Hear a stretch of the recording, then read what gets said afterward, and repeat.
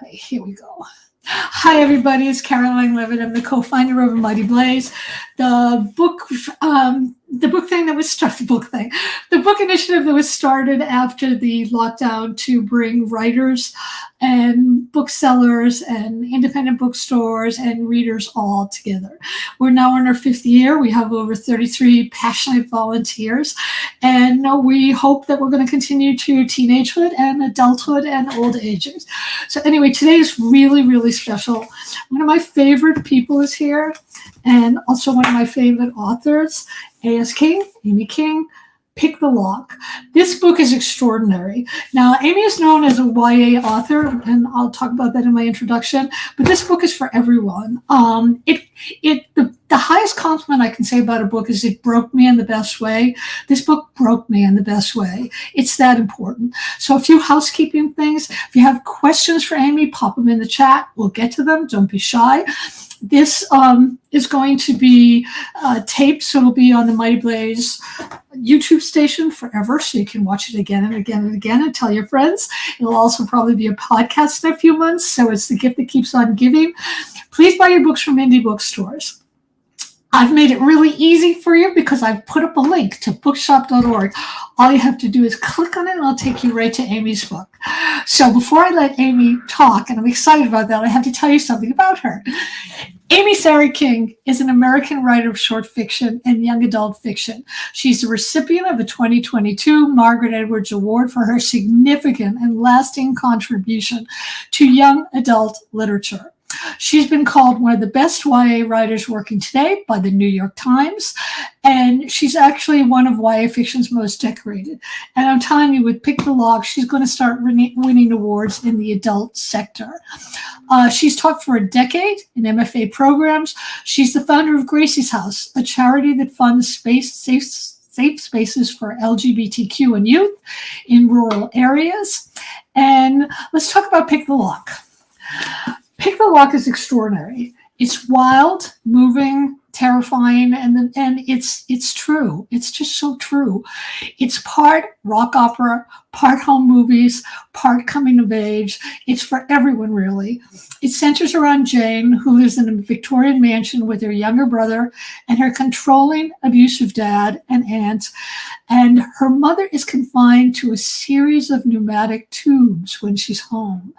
Pick the Lock is all about, well, it's really all about different kinds of domestic violence, but it's also about rescue too, and resilience. It's about rescuing yourself and rescuing others. So I'm just going to read some of the praise, and then we'll talk. Books to the List gave it a starred review and said it's a remarkable, character-driven book that dazzles with originality. BCCB Star Review said, a worthy literary heir to feminist novels like The Stepford Wives, recast for a new generation. Much needed, thought-provoking tale of survival and triumph. Compulsively readable, says Kirkus Review. Publishers Weekly raved.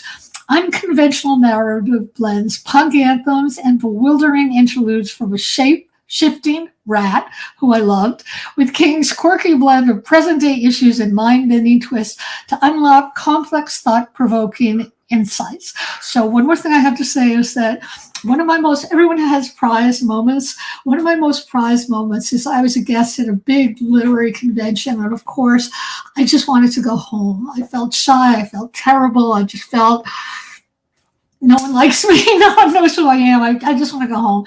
And I went into the ladies' room, and as I was slogging out, there comes this radiant creature, Amy King, saying, oh, Caroline, I'm so glad you're here. And we hugged, and it was just the best. It was just the best. And I've never forgotten it. So thank you so much for being here, Amy. I'm delighted to talk about you, and I'm more delighted to talk about this absolutely magnificent book. Thank you so much for having me, Caroline. And I have to say, I was just as happy to see you in that bathroom as you were to see me. And I remember it very well. There's a very long story behind that for me, which I will not tell now, but it had to do with Mary Steenburgen and Ted Danson. I know that story. I know that story. I'd stuck my foot in my mouth terribly. And to this day, I hope Mary Steenburgen forgives me. But anyway, Yeah, let's talk about Pick the Lock. I mean, this was a book of my heart. It was a book that it's not the first time I've written about domestic violence. About 4 novels ago, I wrote Still Life with Tornado. I still get at least one letter every month or so from, and again, it was published in YA, but the New York Times pretty much from many books ago calls me crossover, and I think they're right. And that's a nice thing and everything. But the problem is that you're still publishing through a children's or imprint, Right. and therefore publicities through a children's imprint, and which is wonderful because it gets me in the school and library market, which is where I like to do my work, talk to young people about these sorts of things. But what it doesn't do is hit the adult market in any way. And yet these books have always been somehow reaching the people they need to. And so with Still Life with Tornado, which was also about domestic violence, I get a letter about once a month or so that says, "Oh, thanks for this book. I'm getting a divorce now." And I'm just like, "Oh, good. I'm glad you Well, good. right?" Well, that's probably why I wanted to have this on a Muddy Blades, because this is definitely a book for adults. I mean, I think young adults will love it, but it just struck such major chords within me, and I felt it was so important on so many levels. So, what I want to ask you is, tell us about the inception story, as much as you would like to, and as much as you wouldn't like to. You don't have to. Well, I mean, all right. So I write this one isn't surrealist in that way. It has some twists, no doubt, but I'm a surrealist in the YA world. It's the one place that I could be one. Because when I was getting rejected for 15 years, they were kind of like, "You're a woman and you're a little weird for that." And I was like, right, but this is how I see the world. A little like Frida Kahlo says, they call me a surrealist. This is how I see the world. I've had a lot of interesting trauma in my life, and I think I see the world through a very different lens. And so immediately when something happens to me, I make it into a metaphor. And so something happened in my life where I wasn't in control of the narrative about me. Does that make sense? Many of us are in that position, pretty much all the time, right? Everybody. Right? And so I was sitting right here at the desk, and I drew a picture of a human-sized hamster tube with a chair inside of it, and wrote the word system. And then I stuck it here I only have one picture on my desk. It's of Hawkeye Pierce. Just to clarify, not Alan Alda, Hawkeye Pierce. And so I have him there. He's always looking at me, and I stuck it there under his face. And I looked at it for a long time, and I realized that, women on a whole don't have control of our narrative. That's right. Period. We don't. And in the larger world, in the larger political world, there are people still talking about parts of our bodies that they don't even understand how those things work. Right. So we're being misrepresented constantly, even our bodies and our minds and our capabilities, right? And so I thought, well, but then I zeroed in on the fact that I wanted to write about a family, and I wrote like maybe I tried to open it maybe 4 times. Each time Jane's voice, she's 16, right? Jane's voice sounded really Victorian, and I'm like, this is weird. Like, this That's isn't interesting. very, right? And then I was like, oh, and then one day, and this is how, I work with students and other people when it comes to like starting a book. One day I got really mad and hold on, I have to hit the thing. There we go. I got really, really angry about something, and out came that prologue. And I was like, that's the voice. She is Victorian, but this is why. She's in a Victorian house with a fake Victorian dad, and all these things. And then the punk opera eventually came about halfway through writing it. I was like, oh, I guess this is happening. This is because I do use, in a way, I do use a surrealist method to write first drafts. Right. But Okay. obviously I revise. So yeah, but that's where it started. It's incredible. I want to talk a little bit more about writing a book gear. Did you deliberately gear to an older audience, or is it just writing? Because I know so much that what a genre is often a marketing decision. Where they want to put it. It has nothing to do with the read. It's kind of like, well, how do you? Charlotte's Web is also an adult book. It's like that kind of thing.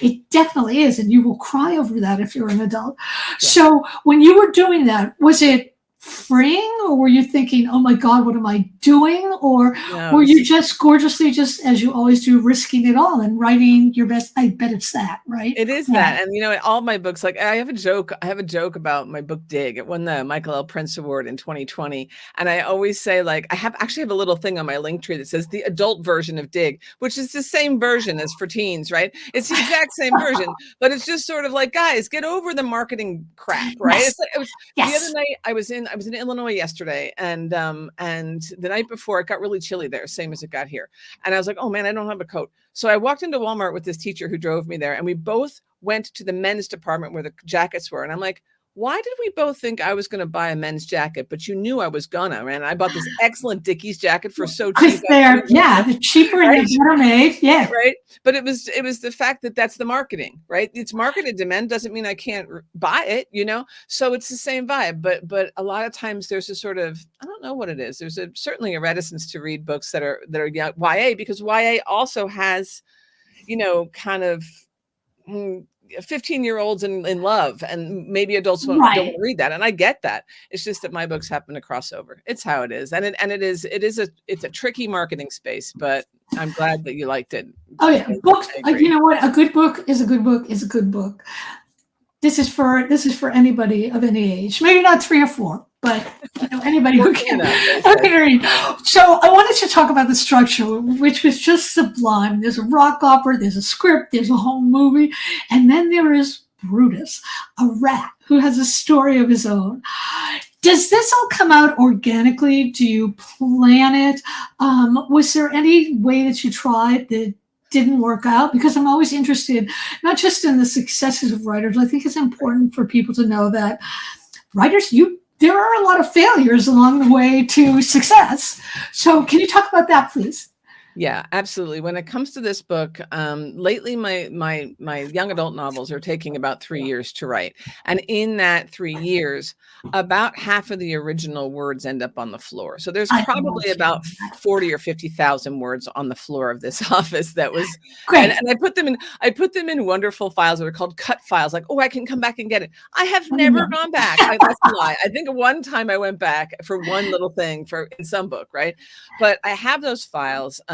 Just to make myself feel better. But honestly, I never go back to them. And, you know, well, okay. So like most of my books, I do write, I'm a pantser, and I don't really know what I'm writing. And then weird stuff shows up. Like suddenly the rat starts to talk, and I'm like, really? Now I know myself well enough, because like 8 or 10, 12 books ago, it was a pagoda that was talking.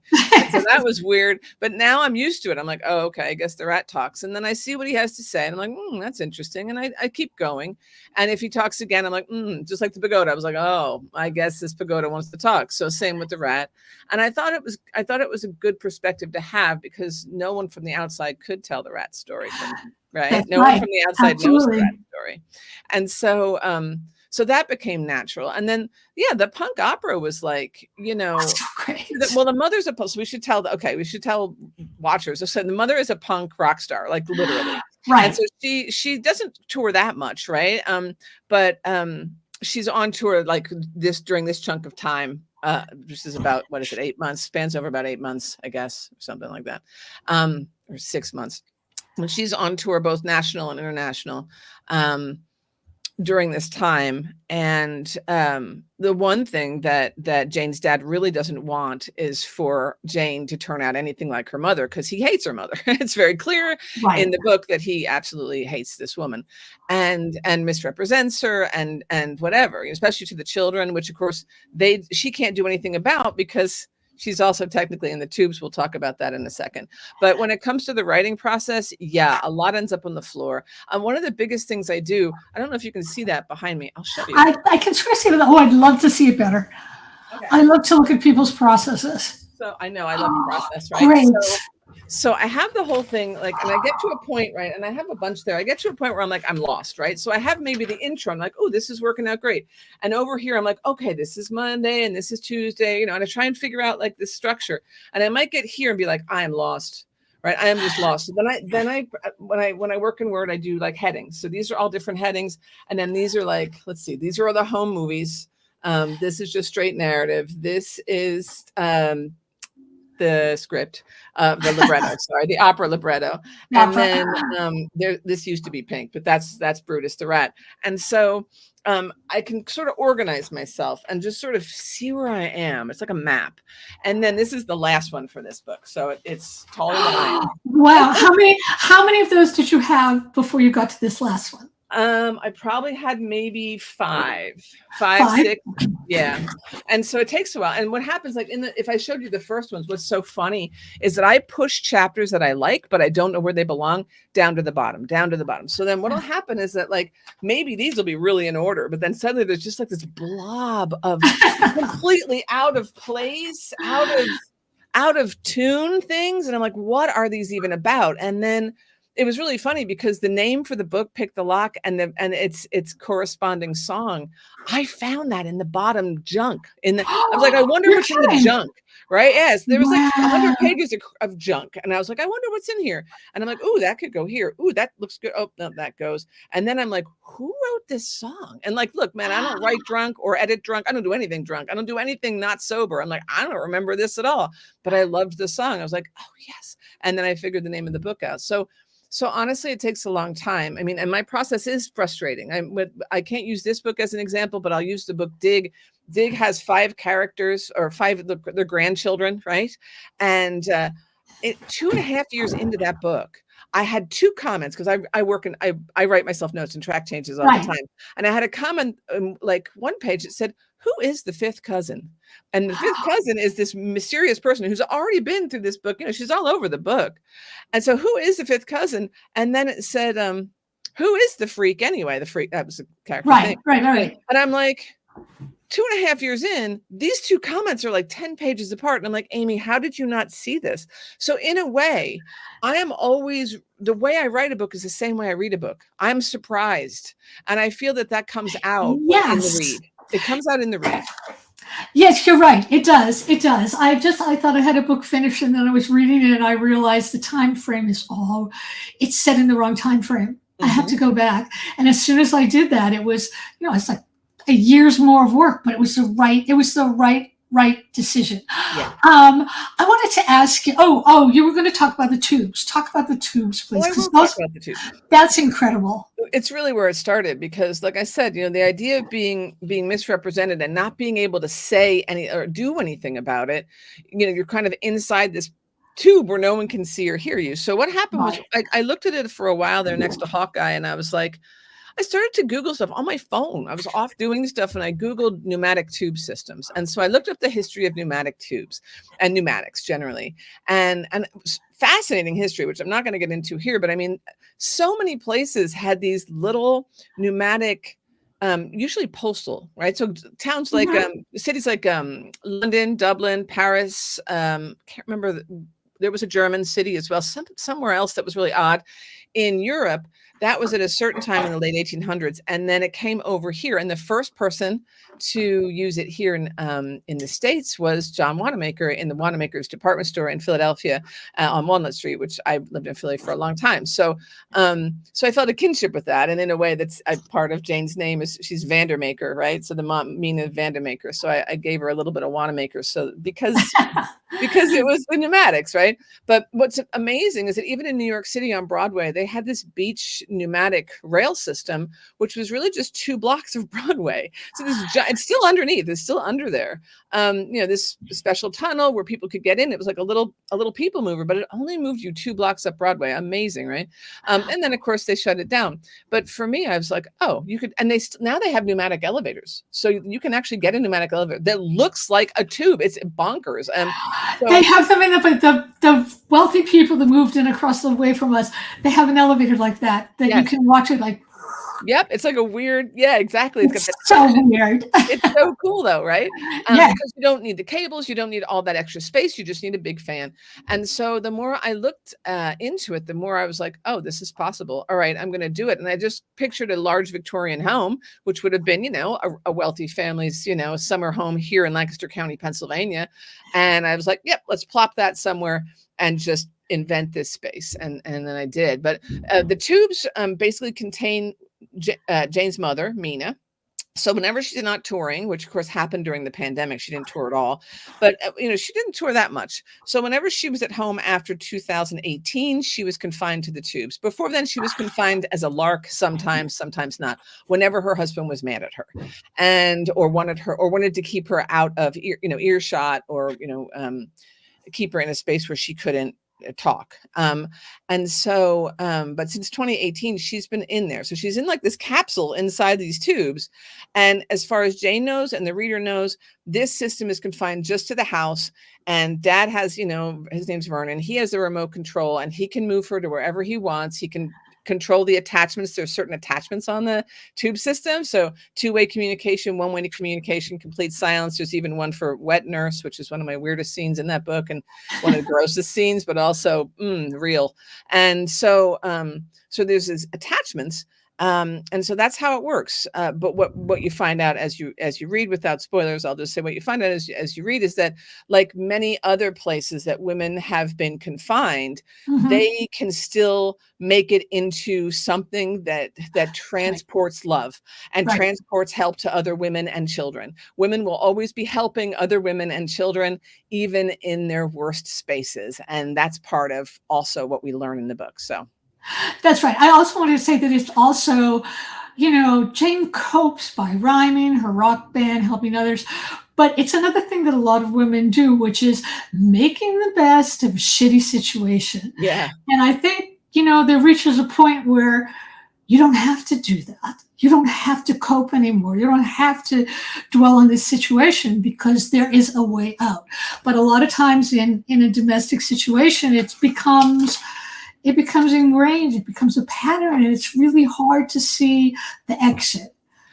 Well, the culture doesn't make it easy either. Right. I mean, all of the reasons, all of the things that keep women in abusive relationships are sewn into the whole culture. So first of all, you can't get divorced, right? That's just a thing that we say in our heads. You can't get divorced. And then you can't get divorced because there's kids involved. So you've got that as well. So that's an extra one. And there's just so many things. And then, of course, when you have an abusive situation, you've got constant gaslighting. So you immediately doubt yourself when it comes to everything. Honestly, you'll even doubt like what you're doing. I doubted writing books. I doubted so many things when I was in a situation similar. So it's like, they're all sewn in there. The trap is there. And the biggest trap is in that book. There's somewhere that the number one question that people ask about abusive relationships is, why doesn't she leave? Well, if you're so smart, how about you get him to stop? How about that? How about you ask the right question? I love that question. I'm done with the wrong questions because people don't understand. I had someone recently actually say to me, it was just some random conversation on the Facebook, actually. And it was a total stranger. It was a friend's page. And somebody mentioned financial abuse. And I said, actually, financial abuse can work a bunch of different ways. You can be the only one working and therefore the only person. And the abuser could be like, oh, you can't kick me out. I don't have a job or any money or however it works. Right. It's gaslighting. Right. But this woman wrote back to me and she's like, well, if he doesn't have all the money, what's his rationale for abuse? And I got to write back and go, he doesn't need rationale. Abusers abuse. It's a mindset. It's an entitlement mindset. It has nothing to do with, it's not a reaction to the other person. It's a reaction to what's going on inside of them. And it is a mindset. And I wish more people understood it, but we don't talk about these things. Same as we don't talk about a million other things that have to do with women and their well-being. Yeah. That's right. I also want to say that this is a really serious, harrowing book, but it's also hilariously funny. And I want to talk about the humor. Yeah. There's a part of the whole movies are really, really funny. There's a whole section like, let's find out about Jane, like almost like a game show. Yeah. When the rat is talking, it's hilariously funny. It's just, it's sort of like just when you think I'm going to drown, you're buoyed up because there's humor, and where there's humor, there's hope. So I want to know, while you were writing this, were you feeling all those things? Was it difficult at times for you, or? Yeah, it was really hard. I mean, it took me a long time to write this book because, again, it's a giant metaphor because I have to write things through metaphor because that's the fairest way to do it. But it took me a long time, and like like, if you know my other books or if you know my speeches or just kind of how I am, even like, look, I work in trauma. I run grief groups. I work in so many different parts of trauma Right. that you can be there in the heavy and we're all laughing. Like, I come back from grief groups. Sometimes I run this grief group and I come back and Jackson, my son says, how was grief group? And I'll say, I swear my side still hurts. We laugh so hard because, because that's You what we have do, to. right? That's what That's you what we do. do. And so, so it just kind of comes naturally. And that's where the punk opera came in a little bit. Like, I love you know, that. you can read these heavy, heavy passages, and then suddenly it's like, here's a hilarious punk song about tree frogs. And and like that's, you know, that's kind of the vibe. And I also like Jane's I wouldn't call it sarcasm. I'd call it like uplifting smarminess. I don't know what to Yeah. call it. She Yeah. is so angry. And to see a young woman angry, even though she has to keep her face on, she has to keep looking like same as every Right. other woman, right?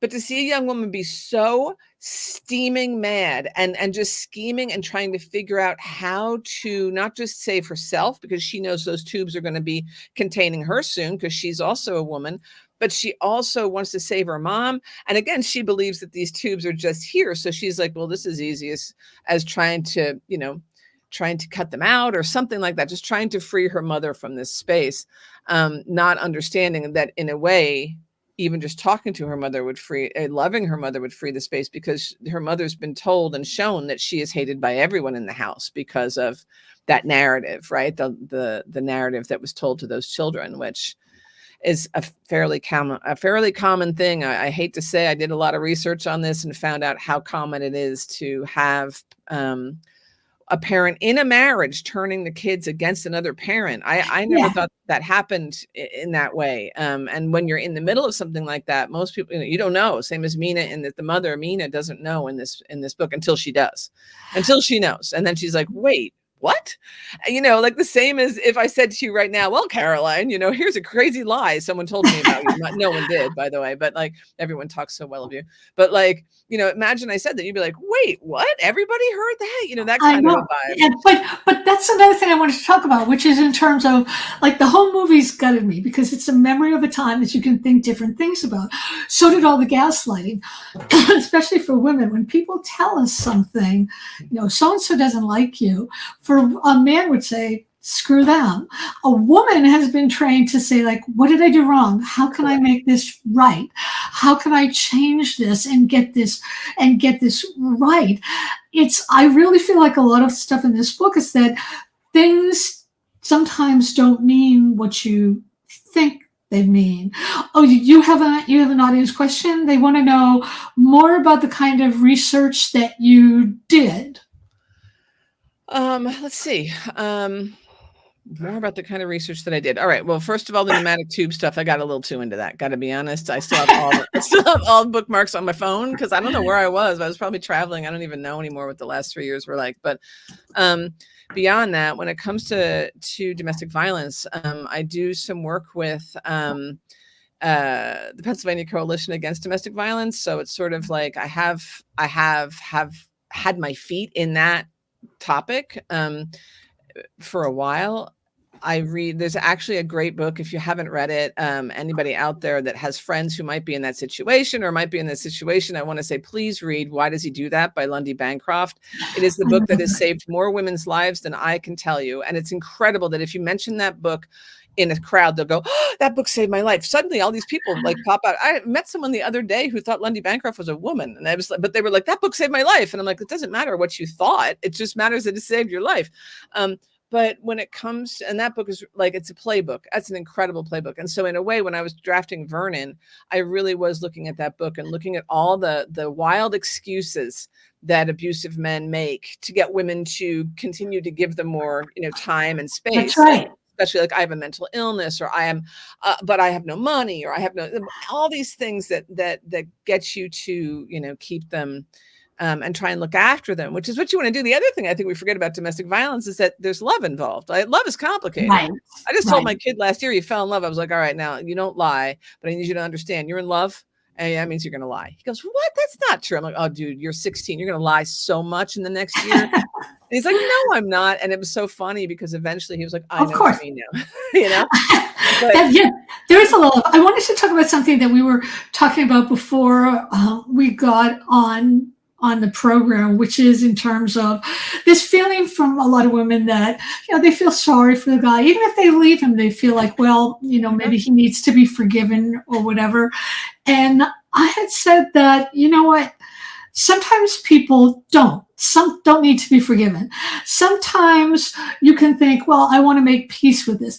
If a guy or any domestic partner does something that is cruel or mean, and if usually they do it because they want to do it, they want to do it. They're okay with it. So the best thing you can do is not try to forgive, but to just sort of step away. You can imagine them on the planet Jupiter and wish them well. You don't have to wish that they died, but you have nothing to do with them, and you don't have to be part of their recovery. That's all on them. yeah, I think the biggest thing that from what I've read, what I've experienced in life, and what I've talked to other people about, and that kind of stuff, the number one thing is that people like that really want to give you a reason to look at how you can fix them, how you can help them, because you want them to go back to the person they were, but they were never really that person. And Right. that's the biggest thing. Like when I talk to other people who are really trying to claw their way through something as harrowing as a domestic, violence situation, I'm like, but were they really that person? And the more that they question that, they're like, wait a second, actually, in year one, these three things happened. But it wasn't as obvious as what I'm seeing now. But wow, actually, he had no respect for my boundaries or my space or whatever it is. And they're like, right, that started a lot of, and I'm the same, I've been in that position myself. So it's like, right, exactly. But you're absolutely right. Like people will say, well, I'll say this, the forgiveness is for you, meaning forgive yourself for not knowing any better. Forgive yourself, but don't forgive them. Right. And there's a point where it's just like, as long as you're not carrying something heavy or hateful, Right. which is again Right. going to Right. affect you, then Right. you can step away. There's really no point, because no matter how long, I know people who kept trying and trying and trying because there were kids involved, and really just trying, like saying to the kid, like, look, he's a complicated man, but like you keep going to see him and that kind of stuff. And then but the guy never got like a bed and never got, so the kid's Right. sleeping on the floor or something like this. And you're just sort of like, eventually there's a point where the kid's going to get old enough to go, this isn't cool. And hopefully the parent on the other side can just go, you know what, you're right, I support whatever you want to do, and that's the best you can do.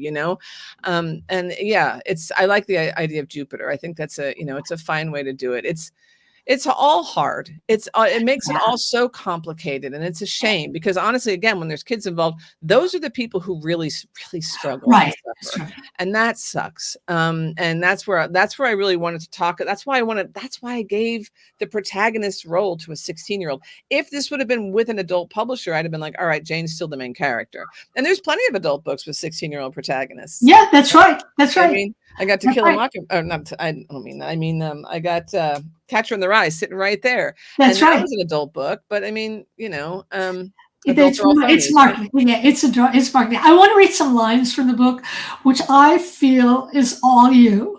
And it's just the sentences were so wonderful. I wrote them down. Make a world unto yourself inside your gorgeous little head. Don't make the best of terrible situations. Why not pick the lock and free yourself? I love that. I love that. I feel like that is like such astoundingly good advice that you can save yourself, and it's in your head. Well, since I was a kid, I remember, because my mom was very open about sexism. It was ERA time. It was the 70s. She gave me an ERA pin. We talked about it. We were like we were all stoked when Carter got it, to 81 to get it ratified. Still not ratified, just throwing that out there. But like, she made me realize, without scaring me, that women were not respected and were not listened to in the outside world. And I was just a little girl then. So I was like, oh, well, so I'm just going to have to make a new space. And I did. And it was in my closet was called my office for years. And I would go in there. Oh, I love that. I know.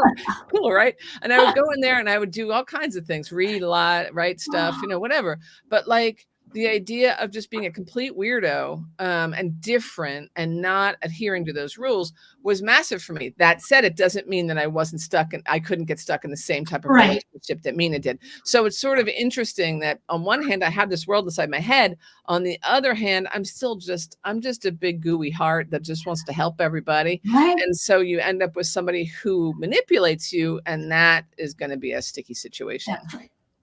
Well, we need to stop now. I want to remind everybody bookshop.org. Yeah, So shop easy, indie.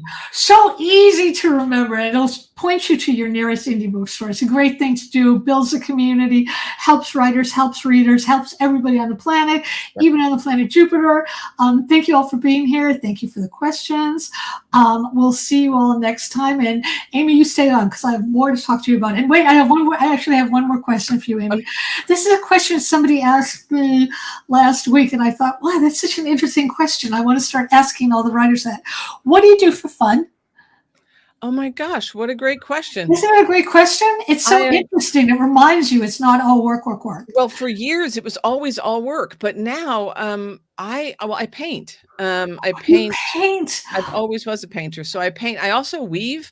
That's more for just anxiety.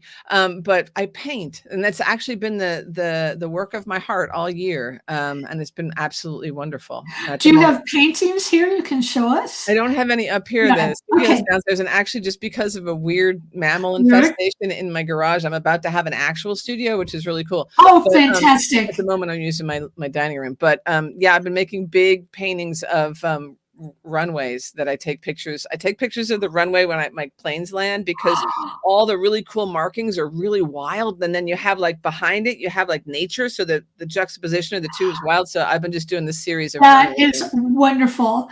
So thank you, everybody. Thank you Amy, guys. stay on. We'll see you all next time. Bye.